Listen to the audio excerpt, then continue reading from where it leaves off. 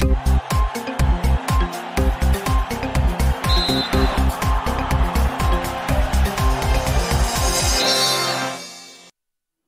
asante kwa kuendelea kutuchagua. Hii ni Channel 10 Plus habari, lakini shukrani za dhati kwake Fatuma Hassan kwa kutuletea habari za kitaifa, kimataifa na biashara. Na sasa ni wasawa habari za michezo na burudani.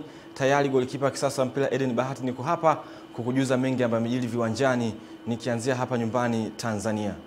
Serikali kupitia katibu mkuu wa Wizara ya Habari, Utamaduni, Sanaa na Michezo na msemaji mkuu wa serikali Bwana Gelson Msigwa imetoa pongezi za dhati kwa timu ya taifa ya wanawake Twiga Stars kwa kufuzu kwa mara ya pili mfululizo katika michuano ya kombe la mataifa ya Afrika kwa wanawake WAFCON 2026 itakayofanyika nchini Morocco. Msigwa amekabidhi shilingi milioni 50 kwa timu ya taifa ya wanawake Twiga Stars kama pongezi kutoka kwa Mheshimiwa Rais wa Jamhuri ya Muungano wa Tanzania Daktari Samia Suluhu Hassan, makabidhiano yaliyofanyika jijini Dar es Salaam, ikiwa ni sehemu ya serikali kutambua juhudi na nidhamu ya wachezaji pamoja na benchi la ufundi katika safari yao ya kufuzu michuano hiyo mikubwa barani Afrika inayotarajiwa kufanyika Morocco mwaka 2026. Aidha, katibu mkuu huyo amepongeza Baraza la Michezo la Taifa BMT kupitia katibu mtendaji Bi Neema Msita kwa usimamizi mzuri wa shughuli za michezo nchini sambamba na ushirikiano madhubuti na shirikisho la soka la Tanzania TFF katika kuendeleza na kukuza mchezo wa soka. Tunawapongeza sana Twiga Stars kwa kufuzu kucheza WAFCON mwaka 2026 mwezi Machi.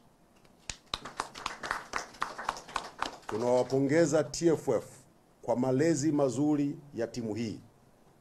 Huko tulikotoka ilianza kujengeka kwamba mchezo wa mpira wa miguu ni mchezo wa wanaume peke yake. Lakini sasa tumeanza kubadilisha shilingi. Sasa shilingi inaanza kuonekana kwa pande zote mbili, kwa wanawake na kwa wanaume. Na bahati nzuri timu yetu ya wanawake inapata mafanikio ya kasi zaidi kuliko timu ya wanaume. Sio kwamba timu ya wanaume inafanya vibaya, hapana, na yenyewe inafanya vizuri.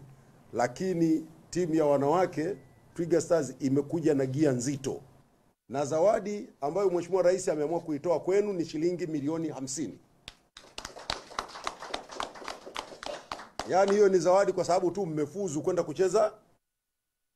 Mkienda kucheza na WAFCON yenyewe, zawadi nyingine kubwa zaidi itakuja. Ziko ama yako manufaa makubwa zaidi ya haya ambayo mnaweza kuyapata kama mtakuwa serious, mfukuzie ndoto zenu kweli kweli. Tunataka tutumie michezo kimkakati. Ukisikia kutumia michezo kimkakati sio siasa. Tunataka kupitia michezo tupate watalii kwenye nchi yetu. Tunataka kupitia kwenye michezo tufanye biashara, Watanzania wapate biashara. Lakini tunataka kupitia kwenye michezo nyinyi vijana wetu mpate ajira. Mcheze leo hii Masaka yuko Uingereza anacheza. Brighton anacheza Brighton. Yes, Brighton.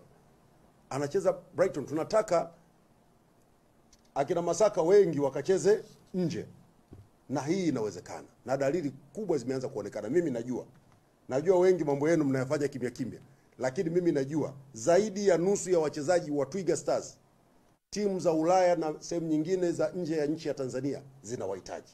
Tunashukuru tena serikali kwa kuweza kutuhamasisha, kutupa hii hela. Hii sisi ni kitu kikubwa kwetu, ni hamasa tosha kwetu. Tutaendelea kufanya vizuri kama Twiga Stars. Tutaendelea kupambana ili tuweze kuzipata hizi nyingi. Ujumbe tunawapa serikali, tunaomba msichoke, muendelee kututafutia wadhamini ili tuwe bora zaidi. Timu ya taifa ya vijana ya Tanzania chini ya umri wa miaka 17 Serengeti Boys wamewasili nchini wakipokelewa kwa shangwe, vifijo kutoka kwa mashabiki, viongozi wa michezo na wadau mbalimbali baada ya kutoa ubingwa wa michuano ya Baraza la Mpira wa Miguu Afrika Mashariki na Kati Sekafa kwa kuifunga Uganda mabao 3-2 katika uwanja wa Abebe Bikila nchini Ethiopia. Licha ya kuwa bingwa, Serengeti Boys imefuzu kucheza fainali ya mataifa ya Afrika AFCON 2026 kwa mara ya pili mfululizo pamoja na Uganda na Ethiopia ambao walifunga Kenya kwa mabao 3-0 katika mchezo wa kutafuta mshindi wa 3. Kikosi hicho kimewasili katika Tanzania kikiwa na medali za ubingwa baada ya kutoa ubingwa wa Sekafa chini ya miaka 17 na kufuzu fainali za AFCON chini ya miaka 17 mwaka 2026 zinazotarajiwa kufanyika Morocco, ambapo serikali, BMT na shirikisho la mpira wa miguu wamejipanga kuhakikisha Serengeti Boys watafanya vyema kwenye mashindano yajayo ya AFCON 2026 kwa vijana. Timu yetu ya vijana ambayo ilikwenda kushiriki mashindano ya Afrika Mashariki na Kati na hatimaye wameweza kuibuka mabingwa. Binafsi kwa niaba ya Baraza la Michezo la Taifa BMT, kwanza tunapongeza sana shirikisho la mpira wa miguu Tanzania TFF chini ya uongozi wake mzee wetu Mzee Karia kwa kuweza kuisimamia hii timu na kuweza kufanya vizuri. Lakini pia tunapongeza benchi la ufundi kwa usimamizi mzuri ambao walionyesha kwa vijana na hatimaye kujenga ushirikiano, umoja, uzalendo na hatimaye kuweza kushinda mashindano yale. Tunawapongeza wachezaji wote kwa moyo wa kizalendo mliotoa. Mlijitolea kwa jasho na damu kuhakikisha kwamba bendera ya Tanzania inakuwa mikononi salama na hatimaye imeweza kuchukua ubingwa.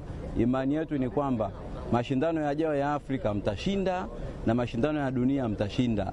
Serikali kwa kushirikiana na Baraza la Michezo la Taifa BMT tutaendelea kushirikiana na shirikisho la mpira wa miguu Tanzania TFF kuhakikisha kwamba maandalizi kuelekea mashindano yanayofuata yanafanyika vizuri na mtakapokwenda kwenye uwanja wa mashindano muweze kushinda ili heshima ya Tanzania muendelee kuilinda.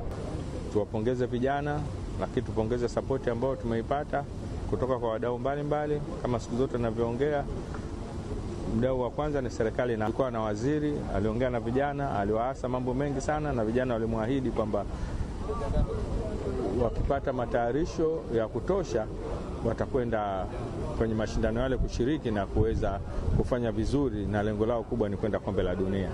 Kwa hiyo na mheshimiwa waziri kawaahidi kwamba akija anataka apate mpango mkakati jinsi gani ya kuweza kuandaa hawa vijana kwa mashindano yanayokuja. Sisi tuwapongeze, kazi ilikuwa sio ndogo, kazi kubwa wamefanya, na mwaka huu pia tumekuwa ni mwaka wa kihistoria. Wapinzani wetu wakubwa ambao tunakwalify nao siku zote na tunabadilishana kwenye fainali, tumeweza kuwafunga mechi zote mbili wenzetu wa Uganda. Kwa hiyo ni jambo pia jingine ambalo limetupa hamasa na kumshukuru Mwenyezi Mungu kwa mashindano ya mwaka huu ambayo tunajitayarisha kwa AFCON ya 2026. Tunapenda kwanza kuwashukuru kwa kutupokea. Tunapenda kuwashukuru kwa kutupa support hata kama mlikuwa mbali, lakini tulikuwa tunaona support yenu. Tunapenda kuwashukuru. Huu ushindi sio wa kwetu peke yetu, ni wa Tanzania nzima. Tunapenda kushukuru sana.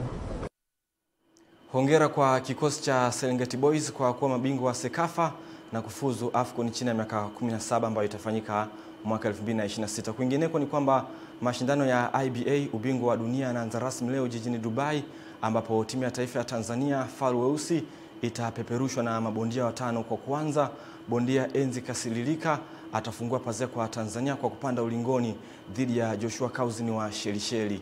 Pambano la Kasililika litakuwa katika uzani wa kilo 75 middleweight, likiwa ni bout ya 37 katika uwanja wa tenis wa Dubai Duty Free. Jumla ya mataifa 108 yanashiriki mashindano hayo ya wanaume katika uzani 13 tofauti. Mashindano haya makubwa yanatoa zawadi za kihistoria zenye jumla ya dola za Kimarekani milioni 8.32, takriban bilioni 20.8 za Kitanzania, ambapo mgawanyo wa zawadi 50% mchezaji, 25% shirikisho na 25% kwa walimu. Katika mashindano hayo, Tanzania ama Faru Weusi inawakilisha na wachezaji watano wanaochipukia wakiongozwa na mwalimu mkuu Samuel Kapungu aka Batman. Wengine ni Rashid Mrema, Faki, Juma Athmani na Ali Ngwando. Naam, taarifa hiyo inatuwekea uto kwenye habari za michezo kitaifa, na sasa ni wasaa habari za michezo medani za kimataifa.